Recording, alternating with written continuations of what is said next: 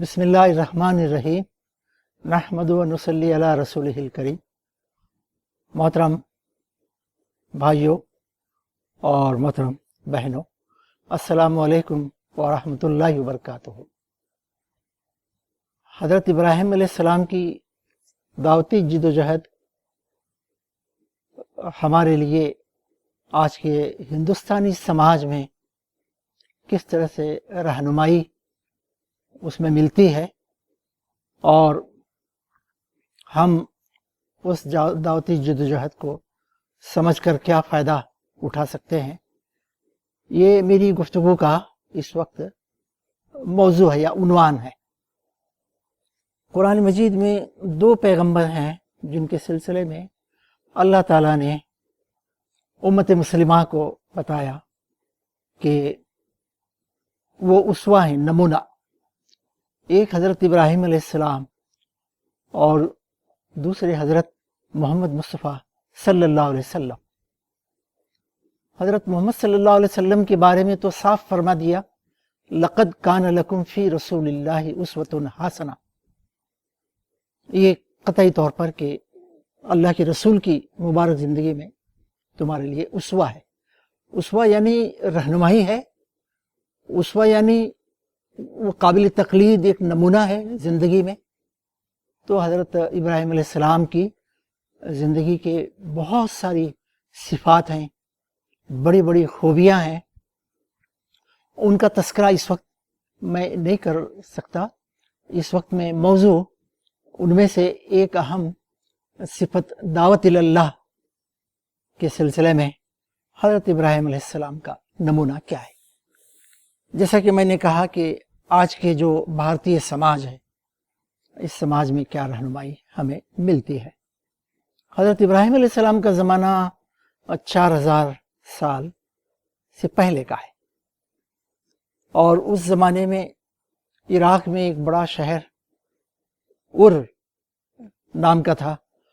اس شہر کی بڑی اہمیت تھی کہ وہ صنعتی تجارتی مرکز تھا، اور اس زمانے میں حضرت ابراہیم علیہ السلام کی جس قوم میں وہ پیدا ہوئے، وہ پوری قوم میں شرک رچ بس گیا تھا۔ ہر گاؤں کے دیوتا تھے، ہزاروں کی تعداد میں انہوں نے خداؤں کو بنا لیا تھا۔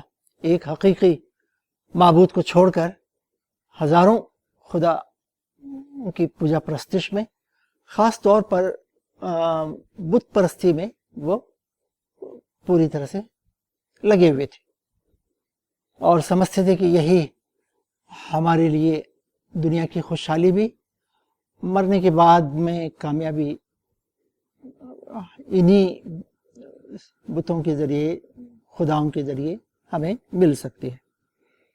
تو جہاں تک اس شہر کا حال تھا، وہاں تو کافی دولت کی ریل پیل تھی، سرمایہ تھا، لوگ مادی طور پر خوشحال تھے، اور اس کے ساتھ ساتھ اپنی آبادی کو انہوں نے کچھ طبقات میں بانٹ کے رکھا تھا۔ ایک طبقہ سب سے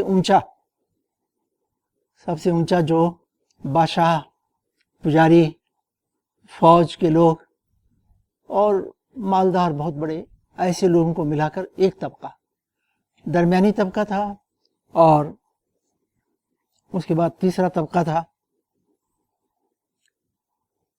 شرک کی وجہ سے جو مادہ پرستی عام طور پر آ جاتی ہے اس کے ساتھ، تو کافی اخلاقی بگاڑ بھی پایا جاتا تھا۔ ان تفصیلات کو ہم کتابوں میں معلوم کر سکتے ہیں۔ اب دیکھیے کہ قرآن پاک کی سورہ بقرہ، سورہ مریم، سورہ انبیاء، سورہ شعراء، سورہ عنکبوت اور 20 صورتیں ہیں جس میں حضرت ابراہیم علیہ السلام کے بارے میں بتایا گیا ہے۔ 25 مقامات پر قرآن مجید میں حضرت ابراہیم علیہ السلام کا تذکرہ ملتا ہے، اور قوم کے اندر ستاروں کی پوجا بھی عام تھی۔ ننار دیوتا تھا، سورج دیوتا، چاند دیوتا، ان کے عظیم شان مندر پہاڑ کی اونچائی پر بنے ہوئے تھے۔ اور ایک بہت بڑا کاروبار تھا، وسیع کاروبار. اور ہمیشہ اس زمانے میں آپ دیکھیں گے تو جہاں جو مذہب تھا، مذہبی رہنما، وقت کا اقتدار، دونوں کی آپس میں ملی بھگت رہتی تھی، باقی عوام پر حکومت چلتی تھی. تو یہی حالات حضرت ابراہیم علیہ السلام کے تھے. ابراہیم علیہ السلام نے آنکھ کھولی ایک ایسے گھر میں. ان کا باپ آزر وہ چیف پریسٹ، گویا کہ بادشاہ کے دربار میں ایک اہم شخص تھا اور اعلیٰ افسر کی حیثیت اس کی تھی. تو حضرت ابراہیم علیہ السلام نے آنکھیں کھولیں اور پھر جب نبوت سے سرفراز کیے گئے تو انہوں نے سب سے پہلے اپنے باپ سے ہی مکالمہ کیا.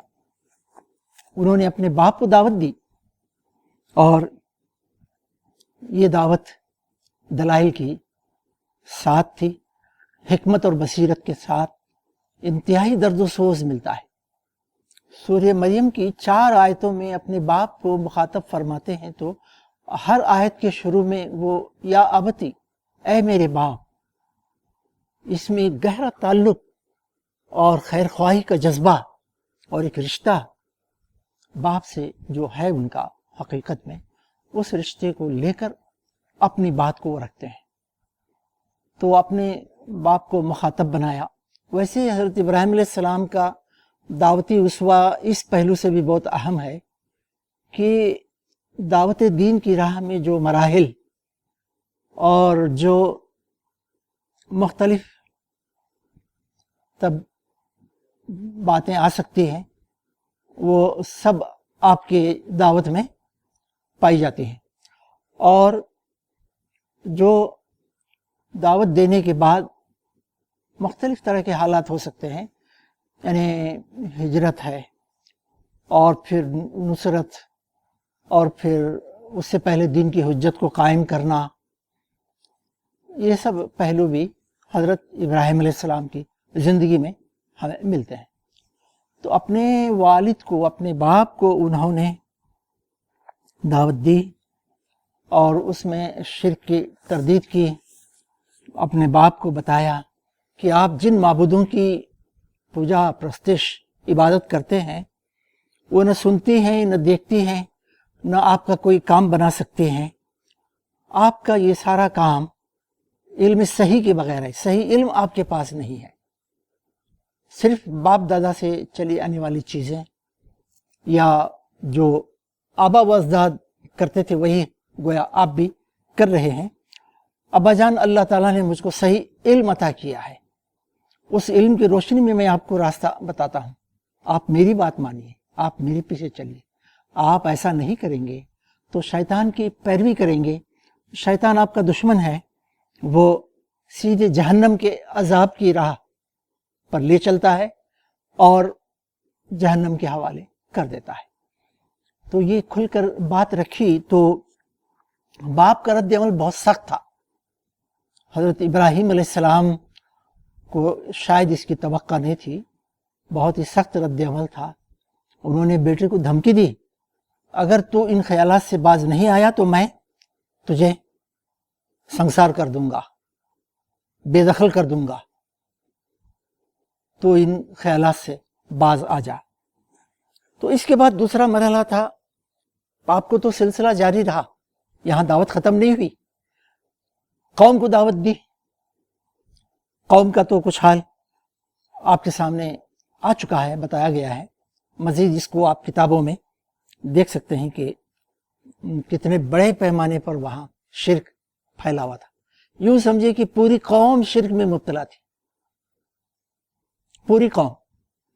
تنہا حضرت ابراہیم علیہ السلام وہاں توحید کے علمبردار تھے اور ان کے بیچ میں رہ کر وہ شرک کی تردید فرماتے تھے، دلائل دیتے تھے. دیکھیے، آغاز دعوت جو ہے حضرت ابراہیم علیہ السلام کی زندگی میں کسی معجزے سے نہیں ہوا. معجزہ بعد میں آیا. دعوت دلائل کے ساتھ آئی، غور فکر کے لیے، عقل و بصیرت کی روشنی میں فیصلہ کرنے کے لیے دعوت آئی ہے. اس سے آپ سمجھ سکتے ہیں یہ دعوت کتنی جدید ہے. 4000 سال پہلے بھی یہ دعوت اس زمانے کے لحاظ سے انتہائی جدید دعوت تھی، اور آج بھی یہ دعوت عقل و بصیرت کی بنیاد پر ہم دیتے ہیں تو یہ جدید دعوت ہے۔ پوری دنیا میں، پوری قوم میں، پورے ملک میں حضرت ابراہیم علیہ السلام تنہا توحید کے علمبردار داعی تھے۔ تو ہمیں سبق ملتا ہے کہ بھارتی سماج میں آج 140 کروڑ انسانوں کے بیچ میں 20 کروڑ آبادی مسلمانوں کی ہے، تو ہم کو توحید کا داعی بننا چاہیے، توحید کے علمبردار بننا چاہیے۔ ہمارے لیے یہ پریشان کن صورتحال نہیں ہے کہ یہاں کروڑوں کی آبادی میں اکیلا ایک مسلمان کوئی بھی کھڑا ہو، توحید کی بات کہے، شرک کی تردید کرے، دلائل دے۔ مشکل کام ہے۔ پورے 20 کروڑ مسلمان اس ملک میں پائے جاتے ہیں آج کے سماج میں۔ آج کے سماج میں شرک آپ کو ہر جگہ نظر آتا ہے۔ شرک کی مختلف شکلیں ہیں، مختلف مذاہب تقریباً مشرکانہ ہیں اسلام کے سوا۔ تو ایسی صورت میں آپ سمجھ سکتے ہیں کہ ذمہ داری کتنی نازک ہے۔ حضرت ابراہیم علیہ السلام نہ خوف ان کو لاحق ہوا، نہ مروب ہوئے، نہ متاثر ہوئے۔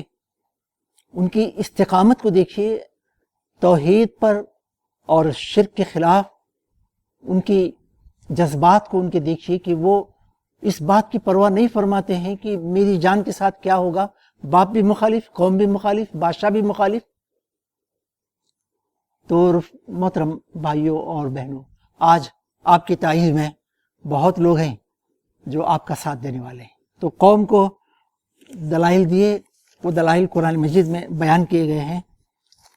فرمایا کہ یہ سورہ مریم، سورہ عنکبوت، سورہ شعراء میں آپ ضرور اس کا مطالعہ فرما لیں کہ اے میری قوم، تمہارا رب وہی ہے جو زمین اور آسمانوں کا خالق ہے، اور جس نے زمین اور آسمانوں کو جو پیدا کیا، اور یہ بت جن کی تم پوجا پرستش کرتے ہو، یہ بت، یہ نہ تمہاری پکار سنتے ہیں، نہ تمہیں کوئی جواب دیتے ہیں، یہ تمہیں کوئی نفع اور نقصان بھی نہیں پہنچا سکتے۔ قوم کا جواب یہ تھا کہ ہم کچھ نہیں جانتے، باپ دادا سے یہ ہوتے آ رہا ہے، ہم بھی یہی کر رہے ہیں۔ تو حضرت ابراہیم علیہ السلام نے مزید دلائل دی۔ دلائل کے میدان میں قوم کے پاس کوئی جواب نہیں تھا۔ صحیح جواب یہ ہو سکتا تھا کہ قوم دلائل کی اس کے وزن کو، اس کی حقانیت، سچائی کو سمجھ کر اپنی ضد اور ہردرمی سے باز آتی، اور آبا و اجداد کی اندھی تقلید کو چھوڑ کر حضرت ابراہیم علیہ السلام کی کھلی دعوت کو، صاف اور واضح دعوت کو قبول کر لیتی۔ تو آج بھارتی سماج میں آج یہ علم و عقل کا زمانہ ہے، مذہبی تنگ نظری ختم ہوئی ہے، ختم مطلب ختم نہیں بھی ہوئی ہے تو کم ہوئی ہے، اور جو تعصبات، حالانکہ پروپیگنڈے سے ان کو بڑھایا جا رہا ہے، نفرتوں کو، لیکن پھر بھی آج ماحول کھلا ہے، اوپن سوسائٹی، کھلے ماحول میں لوگ غور کرنا چاہتے ہیں۔ مذہب کی ضرورت، اہمیت بھی ان پر واضح ہے، مزید ان کو سمجھایا جا سکتا ہے، ہمیں بولنا بھی چاہیے مذہب انسانی زندگی کے لیے کتنا ناگزیر ہے، ایک سچے مذہب کی یا خدائی مذہب کی خصوصیات کیا ہیں، یہ ہمیں بتانا ہوگا یہاں۔ اور پھر اس کے بعد ان کو وہ اللہ تعالیٰ کا تعارف کرانا ضروری ہے۔ ابراہیم علیہ السلام نے اللہ کا تعارف کرایا کہ وہ زمین آسمانوں کا خالق ہے، وہ نگرانی کرتا ہے، تمہیں اور تمہارے آبا و اجداد کو اسی نے پیدا کیا، اور نفع نقصان سب اس کے ہاتھ میں ہے، اس کے علاوہ کسی کے پاس کچھ نہیں ہے۔ اور پھر یہ بھی بتایا کہ وہ رہنمائی فرماتا ہے ہماری زندگی میں، سیدھے سچے راستے کی طرف وہ رہنمائی۔ اور پھر یہ بھی فرمایا کہ وہ اللہ ہے جس نے مجھ کو پیدا کیا، مجھے کھلاتا پلاتا ہے، اور جب میں بیمار ہوتا ہوں تو وہی مجھے شفا دیتا ہے۔ اب قوم یہ نہیں کہہ سکتی تھی کہ یہ سارے کام ہمارے جن کی ہم پوجا کر رہے ہیں اللہ کو چھوڑ کر ان کی طرف سے ہوتا ہے، یہ قوم یہ جواب نہیں دے سکتی تھی۔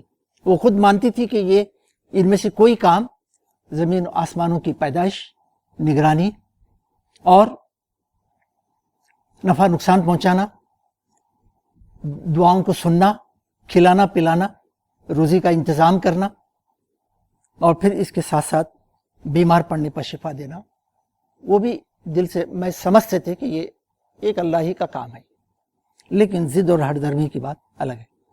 آخرت کی طرف بھی انہوں نے ان کے ذہنوں کو موڑا ہے، توحید کی دعوت دی دلائل کے ساتھ، اور شرک کی تردید کی، انکار کیا، شرک پر بہت تنقید کی دلائل کے ساتھ، اور پھر ان کو آخرت کی طرف ذہن کو موڑا، دیکھو مرنے کے بعد اسی کے پاس جانا ہے، کہیں اور جانا نہیں ہے، اسی کے پاس جانا ہے اور اپنی زندگی کا پورا حساب اسے دینا ہے، بس اللہ کی بندگی اختیار کرو، اللہ سے ڈرو۔ یہ تھا خلاصہ دعوت کا۔ اور پھر یہ بھی بتا دیا کہ جن کو تم اللہ کو چھوڑ کر آج پوج رہے ہو، آخرت میں وہ کام نہیں آئیں گے، وہ انکار کر دیں گے تمہاری بندگی، تمہاری عبادت۔ انہوں نے اس کا حکم بھی نہیں دیا۔ تو یہ سب باتیں ہونے کے بعد قوم ماننے کے لیے تیار نہیں ہے، تو ایک مرحلے میں دعوت کا ایک نیا انداز اختیار کیا۔ اس سے رہنمائی ملتی ہے کہ ہم اپنے سماج میں، اپنے ملک میں دعوت دیتے رہیں۔ اگر محسوس ہو کہ کوئی ایک اسٹیج پر راستہ بند ہوا ہے تو ہم دوسری راہیں تلاش کر کے آگے بڑھیں، لیکن دعوت کے کام کو روکنا نہیں ہے، یہ کام جاری رہنا ہے۔ تو انہوں نے قوم کے ساتھ مناظرہ کیا۔ کس طرح سے؟ قوم کے کچھ بااثر لوگ رہے ہوں گے سامنے، اندازہ تو یہی لگتا ہے قرآن میں جس طرح سے نقل کیا گیا۔ انہوں نے تارے کو دیکھا، قوم پوری کی پوری ستارہ پرستی میں ملوث تھی، تاروں کی پوجا پاٹ کرتے تھے۔ انہوں نے کہا کہ یہ تارا ہے، چمکدار ہے، ہو سکتا ہے یہ میرا رب ہو۔ پھر وہ جب ڈوب گیا تو فرمایا کہ میں ڈوبنے والوں کو خدا نہیں بناتا۔ پھر اس کے بعد چاند کو دیکھا، وہ بڑا تھا، وہی مکالمہ ہوا، پھر فرمایا کہ ڈوبنے والے کو میں خدا نہیں بناتا۔ سورج کو دیکھا، قوم سے کہا کہ دیکھو یہ سب سے بڑا ہے، ھذا اکبر، یہ سب سے بڑا ہے، یہی خدا ہو سکتا ہے۔ لیکن وہ بھی جب ڈوب گیا تو بتایا کہ میں ان سب سے بیزار ہوں۔ وہ قرآن کی وہ مشہور آیت آپ یاد کریں اس موقع پر جو آئی ہے، انی وجہت وجہی للذی فطر السماوات والارض حنیفا وما انا من المشرکین۔ تو تمام قوم کو انہوں نے بتا دیا کہ میں سارے تمہارے معبودوں سے بیزار ہوں اور میں ایک اللہ واحد کا پرستار ہوں، تمہارے لیے بھی دعوت یہی ہے۔ تو قوم پھر بھی لڑنے جھگڑنے لگی اور بات کو نہیں مانا۔ یہ ایک خاص بات ہمیں دعوت کا نقطہ ملتا ہے کہ ہم مدعوین کے سامنے جب دعوت کو پیش کرتے ہیں آج کے حالات میں، تو یہاں ہم دیکھتے ہیں کہ وہ لڑنا جھگڑنا تو نہیں کرتے، غور کرتے ہیں، سوچتے ہیں، اور ہو سکتا ہے ابھی ہماری دعوت اس رفتار سے نہیں پہنچی، اس مقام تک نہیں پہنچی کہ ان کو یہ محسوس ہو کہ ہمارے مفادات سب ختم ہوں گے اور ہمیں سب چھوڑ کر یہ دعوت قبول کرنے کے نتیجے میں ایک اللہ کی بندگی اختیار کرنا ہوگا، ہم اپنے خواہشات نفس کے بندے نہیں بن سکتے۔ تو ہو سکتا ہے اس وقت میں صورتحال دوسری ہو، لیکن موجودہ صورتحال تو یہ ہے کہ ابھی یہاں 120 کروڑ انسانوں کے سامنے ہماری بات کھل کر نہیں آئی ہے۔ تو اب آخری حجت کے طور پر بت خانے میں جا کر وہاں بڑے بت کے علاوہ سارے چھوٹے بتوں کو توڑ دینے کا واقعہ پیش آیا۔ اس کا مختصر سا تذکرہ اس طرح سے ہے کہ تہوار کا دن تھا، پوری قوم اس میں چلی جاتی تھی۔ حضرت ابراہیم کو بھی بلایا، حضرت ابراہیم علیہ السلام نے ایک بہانہ کر کے جانے سے وہ رک گئے۔ ان سب لوگوں کے چلے جانے کے بعد وہ اندر گھس گئے، بڑا ہال تھا، ہال کے اندر گھس کر انہوں نے کہا کہ آپ کھاتے پیتے کیوں نہیں ہیں؟ کھانے پینے کے سامان آپ کے سامنے ہے، کھائیے پیجیے، آپ بولتے کیوں نہیں ہیں؟ آپ دیکھتے کیوں نہیں ہیں؟ ظاہر ہے اب وہ تو بت تھے، اب وہ کیا جواب دیتے؟ تو اس کے بعد ہتھوڑا لے کر انہوں نے سب کے ہاتھ پیر توڑ دیے، اور وہ ہتھوڑا جو بڑا بت رکھا ہوا تھا وہ رکھ دیا۔ قوم واپس لوٹی اور یہ حالت دیکھ کر بہت ناراض ہوئی، اور لوگوں میں چرچا ہوا کہ ابراہیم نام کا ایک نوجوان جو ہے وہی یہ حرکت کر سکتا ہے۔ تو بلایا گیا تو حضرت ابراہیم علیہ السلام نے بہت ہی بصیرت کے ساتھ ان کے سامنے بات کو رکھا اور یہ کہا کہ ان کا جو بڑا ہے تم دیکھ رہے ہو، ہتھوڑا اس کے کندھے پر ہے، اسی نے یہ سب حرکت کر دی ہوگی، چھوٹوں کو سب مار کے کاٹ کے سب رکھ دیا، پوچھ لو تم انہی سے، یا تو یہ لوگ بتائیں کس نے کیا، یا وہ بڑا بتائے کہ اس نے کیوں کیا۔ تو قوم نے کہا کہ تم جانتے ہو اے ابراہیم یہ سنتے نہیں ہیں، دیکھتے نہیں، بولتے نہیں. یہ کہنا تھا. حضرت ابراہیم علیہ السلام نے زبردست ان کے اوپر ذہنوں پر وار کیا، یعنی بہت اہم بات اپنی طرف سے رکھی کہ پھر کیا تم اللہ کو چھوڑ کر ان چیزوں کو پوج رہے ہو جو نہ تمہیں نفع پہنچانے پر قدرت رکھتے ہیں اور نہ تمہیں نقصان پہنچا سکتے ہیں. افسوس ہے تم پر، افسوس ہے تم پر، تف ہے تم پر اور تمہارے ان معبودوں پر، تم اللہ کو چھوڑ کر پوجا کر رہے ہو. کیا تم ذرا بھی عقل نہیں رکھتے؟ اب آپ دیکھیں، آگ سے بچنے کا معجزہ بعد کا ہے، معجزے سے پہلے عقل کی بنیاد پر اپیل کرنا، دلائل دینا، بات کو رکھنا. تو محترم حاضرین، حضرت ابراہیم علیہ السلام نے قوم کے اوپر حجت پوری کر دی. اب ہونا تو یہ چاہیے تھا کہ قوم ایمان لے آتی، لیکن حضرت لوط علیہ السلام جو ان کے بھتیجے تھے وہ ایمان لائے، اور پھر کچھ اور ایمان لائے ہوں گے، اس کی تفصیل زیادہ نہیں ہے، لیکن کچھ ساتھیوں کا تذکرہ ہے. مٹھی بھر لوگ ایمان لائے ہوں گے، اس سے زیادہ کچھ نہیں. یا ہو سکتا ہے حضرت لوط علیہ السلام ایمان لے آئیں، ان کی بیوی حضرت سارہ علیہ السلام بھی ایمان لے آئیں. تو قوم کے ساتھ یہ مکالمہ ہوا، قوم بے بس ہو گئی، دلائل کے میدان میں دلیل نہیں تھی، تو چرچا بادشاہ تک پہنچا، اور بادشاہ کے پاس قوم تو یہ کہنے لگی کہ اب اس کو ابراہیم کو جلا دو یا اسے ہلاک کر دو. تو بادشاہ کے پاس جانے کے بعد بادشاہ نے بلایا اور کہا کہ اے ابراہیم یہ کیا نئی بات تم کہہ رہے ہو؟ یہ ملک تو میرا ہے، یہاں کی رعایا عوام میرے بندے ہیں، میں یہاں کا رب ہوں، بادشاہ بھی ہوں، رب ہوں. اور پھر تم کس رب کی دعوت دے رہے ہو؟ اور کون سا مذہب تم نے باپ دادا کا مذہب چھوڑ دیا، نیا مذہب تم نے نکال لیا، وہ کیا ہے؟ تو ابراہیم علیہ السلام نے تعارف کرایا. انہوں نے بتایا کہ میرا رب وہ ہے جس کے اختیار میں زندگی اور موت ہے. سب لوگ جمع ہیں، دربار سجا ہوا ہے. نمرود نے کہا کہ زندگی اور موت تو میرے ہاتھ میں. اس کی تفصیلات بھی تفسیر کی کتابوں میں آئی ہے. جس قیدی کو پھانسی پر چڑھانا تھا اس کے متعلق حکم دیا اسے رہا کر دو، اور جسے رہا ہونا تھا اسے حکم دیا کہ اس کے بارے میں اسے پھانسی پر چڑھا دو. تو گویا بتانا یہ چاہ رہا تھا کہ میرے حکم سے زندگی، میرے حکم سے موت یہاں دی جا رہی ہے. تو حضرت ابراہیم علیہ السلام نے زندگی اور موت کا فلسفہ اس کو نہیں سمجھایا. دعوت کی خوبی دیکھیے آپ. ایک دوسری بات آپ نے اسی کہہ دی. قرآن کہتا ہے کہ وہ کافر منکر اللہ کا ششدر رہ گیا، حیران ہو گیا. حضرت ابراہیم علیہ السلام نے فرمایا میرا رب وہ ہے جو سورج کو مشرق سے نکال کر مغرب میں غروب کرتا ہے، تو اس سورج کو مغرب سے نکال ذرا سا. تو نمرود بادشاہ اپنے آپ کو رب کہتا تھا اور ساری رعایا کو اپنا بندہ غلام سمجھتا تھا، وہ ششدر رہ گیا.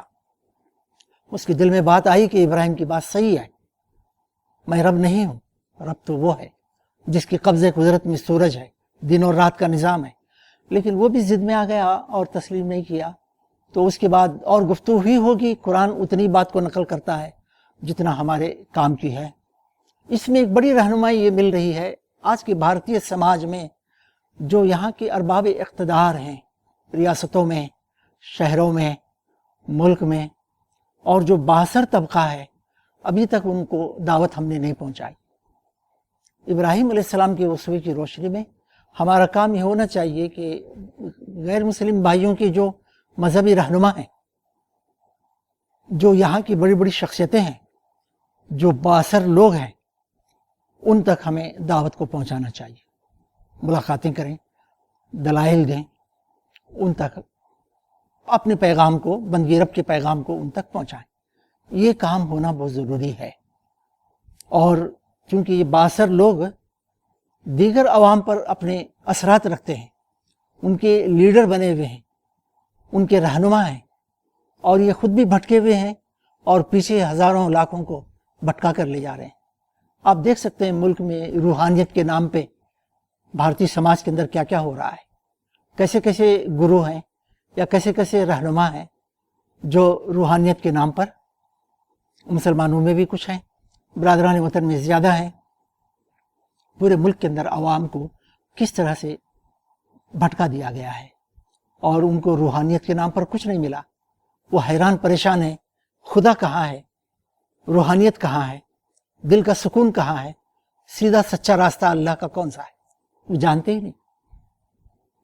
تو آج اس بات کی ضرورت ہے کہ عوام کے ساتھ ساتھ اعلیٰ طبقے کے اندر دعوت کو عام کیا جائے، پہنچایا جائے. ان کی باقاعدہ ہم ایک منصوبہ بنائیں.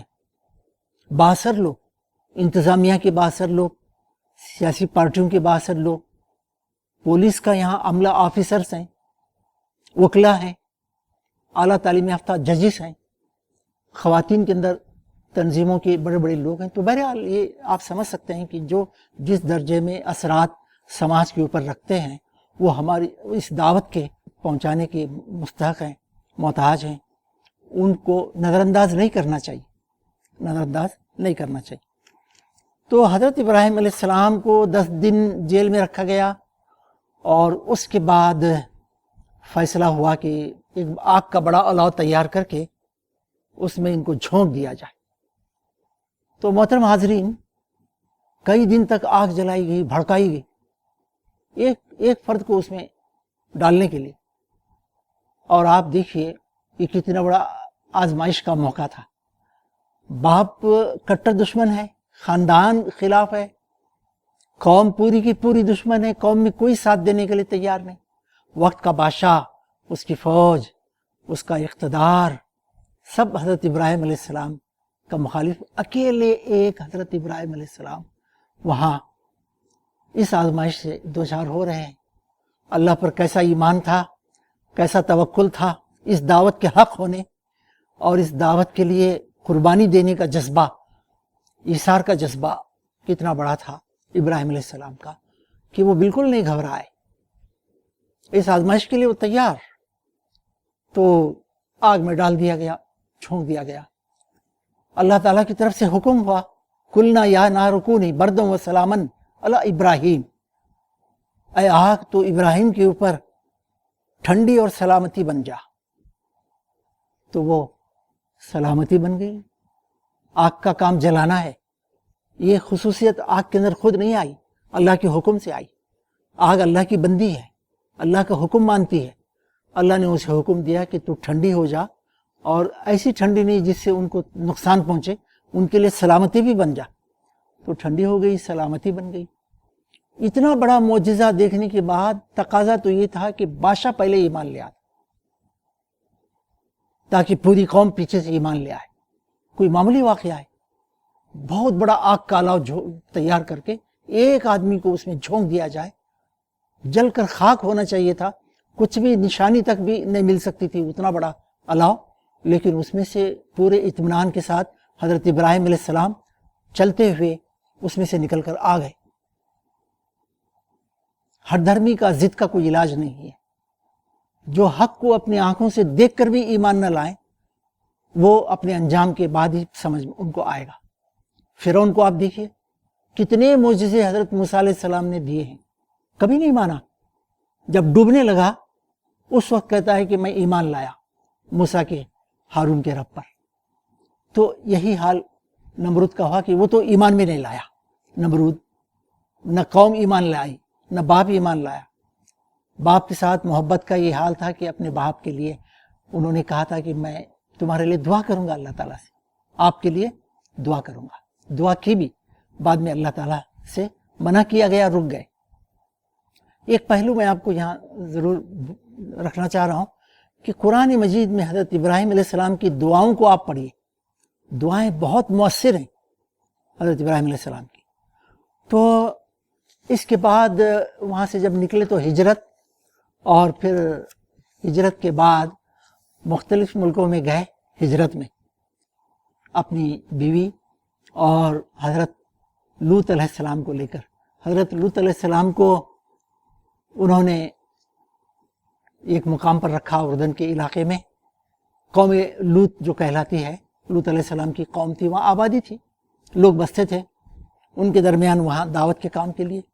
اور پھر اپنے فرزندوں میں سے حضرت اسماعیل علیہ السلام کو مکہ اور اطراف کا علاقہ وہاں ان کو رکھا، اور حضرت اسحاق علیہ السلام کو ایک جگہ رکھا اور خود دعوت دیتے رہے۔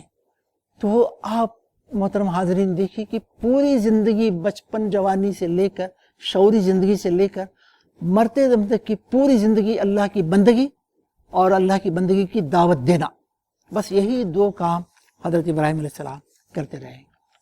تو اب میں اپنی گفتگو کو یہاں ختم کرتے ہوئے چند باتیں رکھنا چاہ رہا ہوں۔ آغاز میں نے رکھا آپ کے سامنے کہ تنہا ایک فرد تھے۔ آج بھارتی سماج میں 20 کروڑ مسلمان ہیں۔ اس کا مطلب یہ ہے کہ ہم مسلمانوں کو دعوت کے کام کے لیے تیار کریں۔ ابراہیم علیہ السلام جیسے عظیم پیغمبر کے اسوے کی پیروی میں مسلمانوں کے ہر طبقے کو، جماعتوں کو، تنظیموں کو، اداروں کو، سب کو ہم تیار کریں کہ اصل مشن ہمارا دعوت کا ہے، اور اس ملک میں چند سو، چند لاکھ نہیں، چند کروڑ نہیں، پورے 120 کروڑ برادران وطن غیر مسلم ہماری دعوت کے مخاطب ہیں۔ یہ بہت بڑی بات ہے جو ہمیں رکھنا چاہیے، اپنے سامنے رکھنا چاہیے۔ اس اسوے میں ہمیں اچھی تیاری کرنی چاہیے۔ توحید کے کیا دلائل پیش کریں، شرک کی تردید کے لیے آج کے حالات کے لحاظ سے، آج کے اسلوب میں، آج کے بیان کے انداز میں کیا باتیں رکھیں، اس کی تیاری ہمیں کرنی چاہیے۔ اللہ سے دعا بھی مانگنی چاہیے اس کے سلسلے میں۔ اس کے بعد آپ دیکھیے ہمارے دعوت کے پورے کام میں حضرت ابراہیم علیہ السلام کے اسوے کی روشنی میں ترتیب ہونا چاہیے، منصوبہ بنانا چاہیے، مرحلہ بہ مرحلہ ہمیں آگے بڑھنا چاہیے، اور اقدام کے بعد اقدام ہمارا ہوتے رہنا چاہیے۔ پھر آپ دیکھیے قوم ہے، گھر خاندان ہے، باپ ہے، ان سب کا بہت نامناسب رویہ ان کے ساتھ میں رہا، لیکن آپ کبھی ناراض نہیں ہوئے، آپ ان سے ترک تعلق نہیں کیے، آپ ان کے لیے بددعا نہیں فرمائی، بلکہ آخر وقت تک درد و سوز کے ساتھ کوشش کرتے رہے کہ اس دعوت کے اوپر عقلی دلائل کی روشنی میں غور کریں، ایمان لے آئیں، دعائیں بھی کرتے رہے۔ یہ ہمارے اندر یہ بات ہونی چاہیے۔ باپ کا رویہ کتنا غلط تھا آپ دیکھیے، آپ تو خیر خواہی کے جذبے سے اے میرے باپ، اے میرے باپ کہہ کر آپ دعوت دے رہے ہیں، اور باپ کی طرف سے ڈراوا، دھمکی، سنسار کرنے کی بات، گھر سے، ملک سے بے دخل کرنے کی بات۔ بس حضرات نے لکھا ہے کہ ابراہیم علیہ السلام کے والد نے دیکھا کہ بیٹا بالکل باپ دادا کے مذہب سے بغاوت کے راستے پر ہے، تو انہوں نے سوچا کہ میرے اوپر بھی کوئی بلا آ سکتی، بادشاہ ناراض ہو سکتا ہے، اسی لیے ان کا کیس خود بادشاہ تک پہنچا دیا، جو بھی حقیقت رہی ہو۔ تو مدعوین کے غلط رویے اور غلط طرز عمل کے باوجود ہمیں اپنی بات کو رکھنا چاہیے، اور ترک تعلق مناسب نہیں ہے۔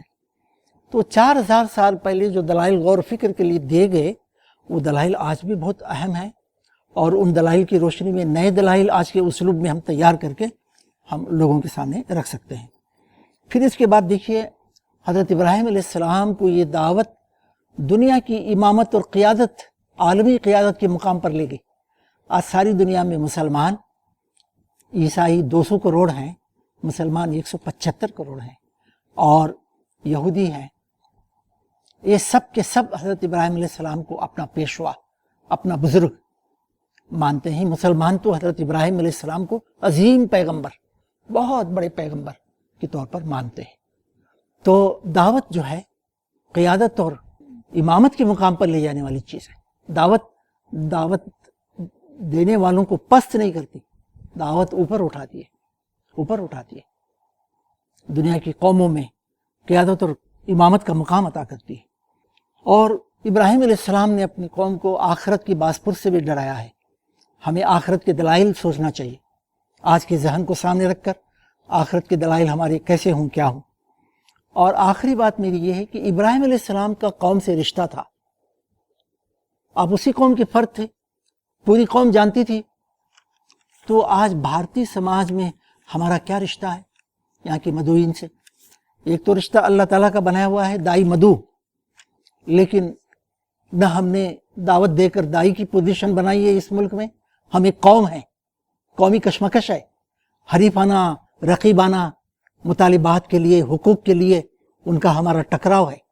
کچھ حقوق اور مطالبات کچھ جائز ضرور ہو سکتے ہیں، اس کے لیے کوشش کرنا غلط نہیں ہے، لیکن ہماری حیثیت ہی بن جائے کہ ہم صرف حقوق اور مطالبات کی ایک قوم ہے، تو یہ تو ہماری پوزیشن نہیں ہے، دائیانہ پوزیشن پر ہم نہیں پہنچے ہیں۔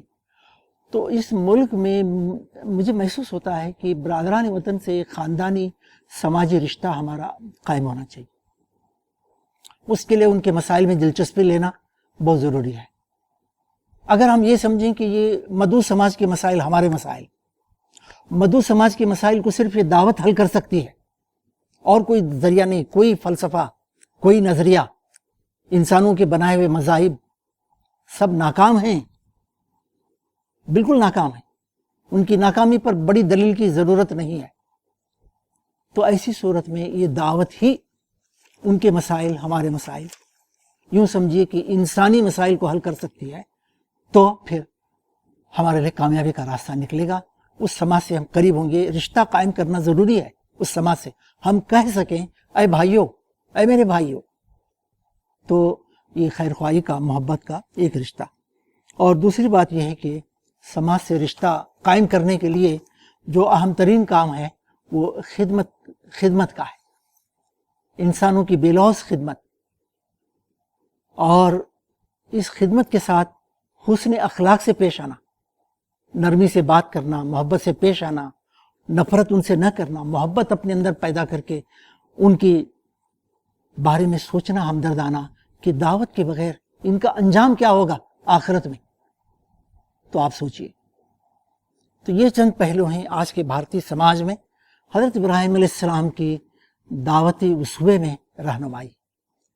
میں اللہ تعالیٰ سے دعا کرتا ہوں کہ اللہ تبارک و تعالیٰ ہمیں ان باتوں پر غور کرنے کی، مزید سوچنے کی، اور جو بھی سامنے خیالات آتے ہیں، راہیں کھلتی ہیں، ان پر چل کر دعوت کا کام اس ملک میں، سماج میں انجام دینے کی توفیق عطا فرمائے۔ وآخر دعوانا ان الحمدللہ رب العالمین۔